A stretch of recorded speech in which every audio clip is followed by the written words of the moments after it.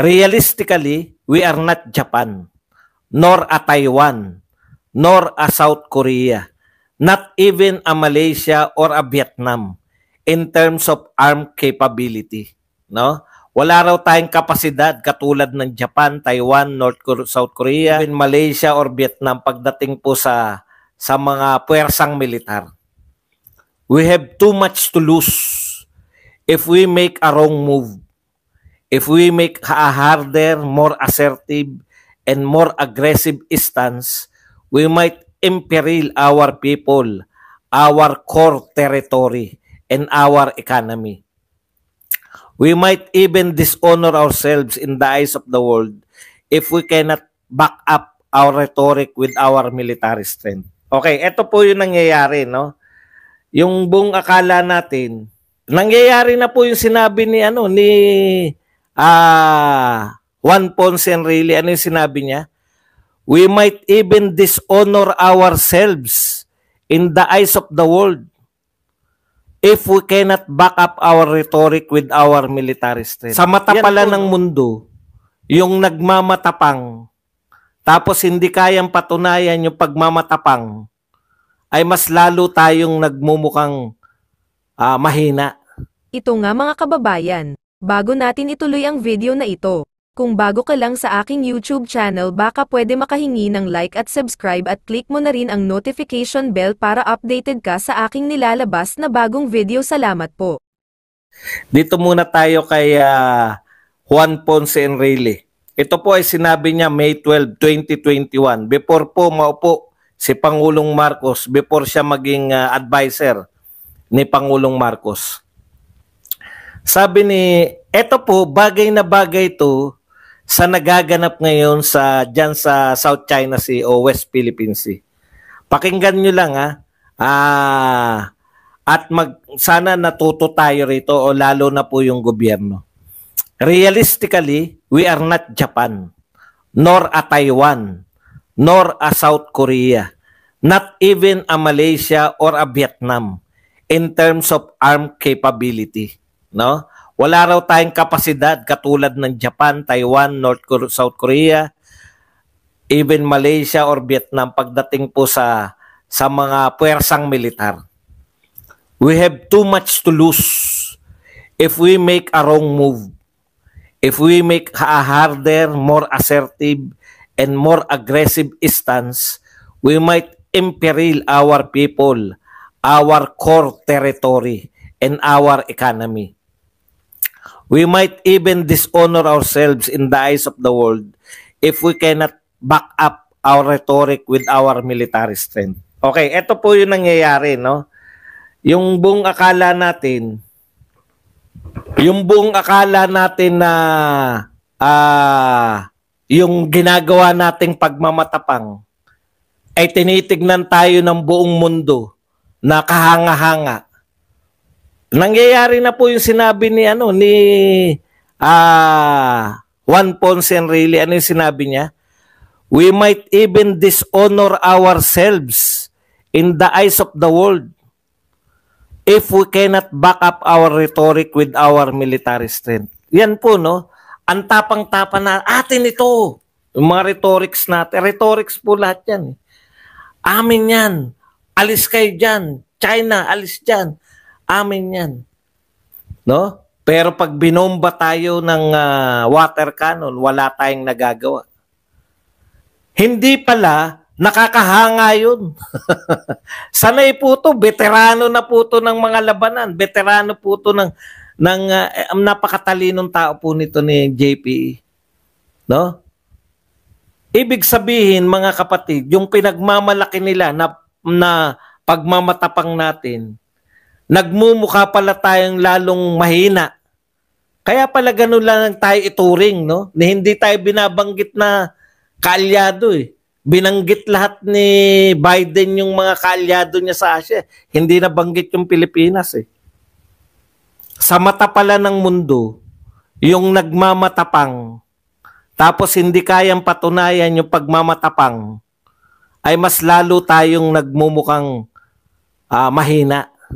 Kasi hindi natin kayang i-back upan yung tokis natin eh. Okay, isa pa. And yung more aggressive stance natin, winarningan na tayo ni JPA way back. We might imperil our people, our core territory, and our economy.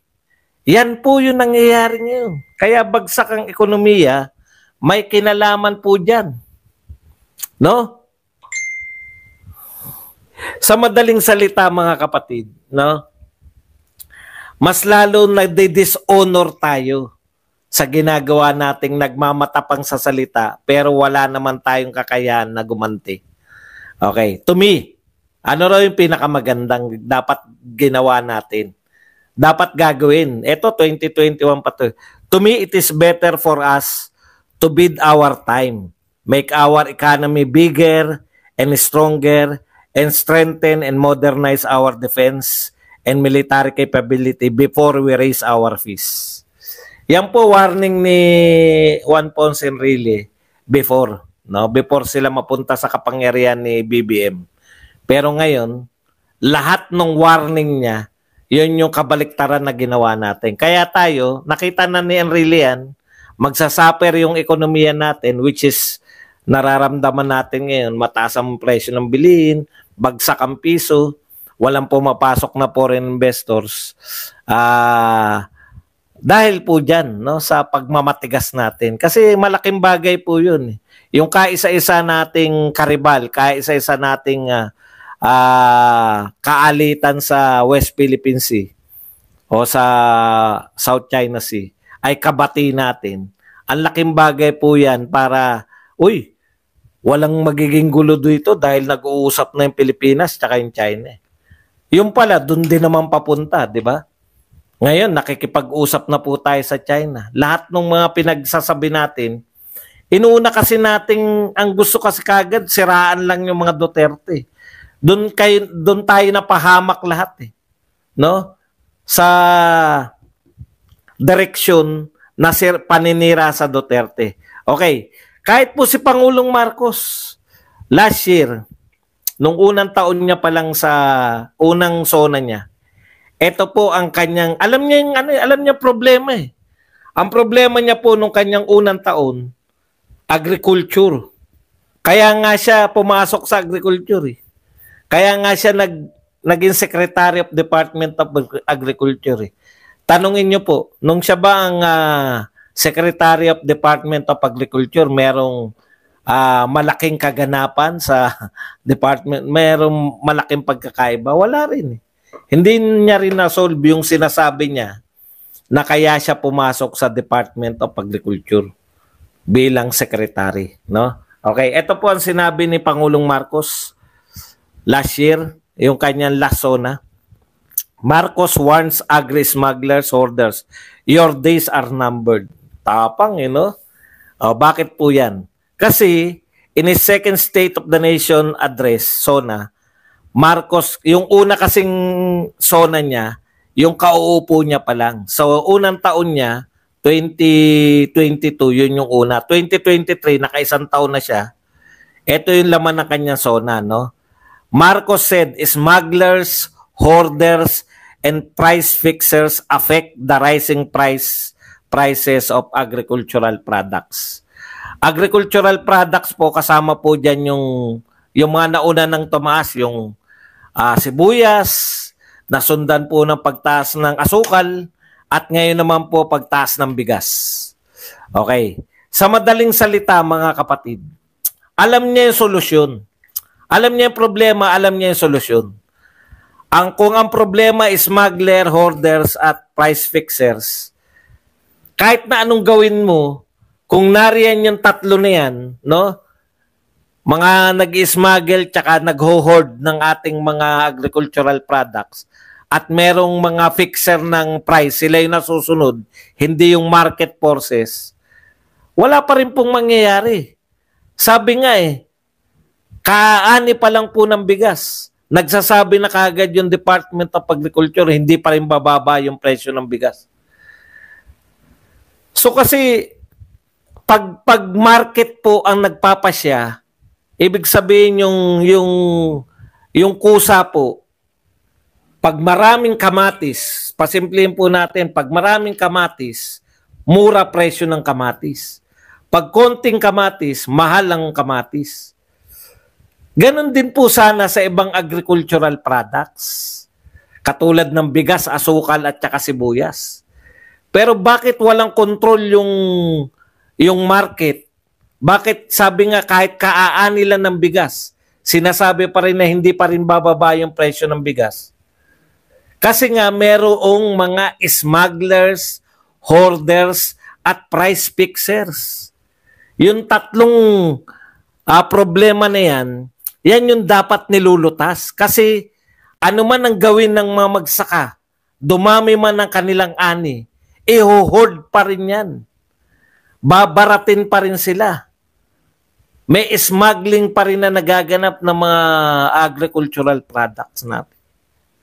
Tapos in-hoard. Tapos meron pa rin mga tao, eto ang presyo. Hindi magbabago yan dahil kami nagpapasya. So alam ng Pangulo ng Pilipinas kung ano yung dapat niyang gawin at lutasin. Tanong, meron na ba tayo nabalitaan ng mga big-time smuggler? Big-time hoarders na nakulong? Meron nga tayo nakita, hoarder Nahuli, laki, di ba? Eto, mga illegal tong bigas na to dahil nililipat nila. Malamang smuggler pa yun. Yung mga imported daw nililipat sa sako para mahal nilang ititinda. Nariyan si Erwin Tulfo, nariyan si Martin Romualdez. Ang laki po nung bigasan na yun. Ano na nangyari ron? May napakulong po ba? Wala na tayong balita. Naipamigay na yung bigas pero yung may-ari nung may-ari po nung bigasan, wala tayong nabalitaan.